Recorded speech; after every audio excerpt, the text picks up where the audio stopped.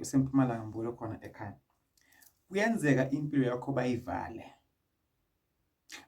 kanjani?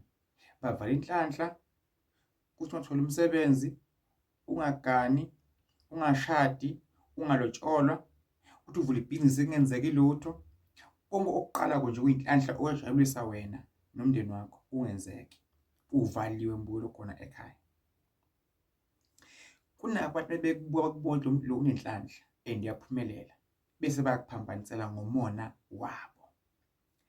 It's either baphambanisela enhlanhleni noma baphambanisa idlozi lakho noma esithweni sakho Mbulo khona ekhaya. Bakwenza ukuthi imali kuwe ingahlali. Kwafika nje imali bese kuba nenkinga, ivele imali iphele ezandleni. So lokho awuzukwazi ukulungisa uma kuthiwa umuntu ongayisukumeli impilo.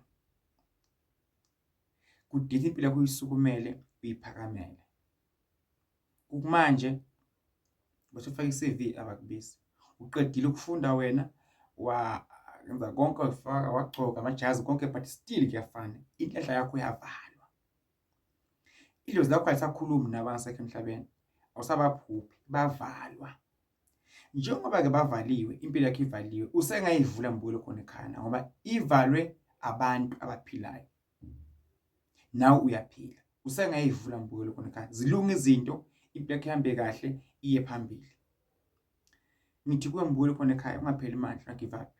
Umfoka Dlamini lo ngidi umalamba usihamba singumgodi besingawulali. Shashada kaSobhuza, indaba sempele beyili ngiseMpumalanga Mbulo khona ekhaya. La ekhaya sikhuluma nge-video call online ka-WhatsApp. La ekhaya siyayiposta iwasho. Sikwenzele nemithi ethile ifike wena khona sikupostele. Uma ufuna futhi ngifike emzini wakho ngokusiza ngizawufika Mbulo khona ekhaya. Uma udinga ufika khona mina uzawufika Mbulo khona ekhaya. And wena uzophila. Konke okwenzako kuzokhanya. Konke okwenzako kuzoba inhlanhla. Ngithi mina kuwe sukumela impilo yakho Mbulo khona ekhaya.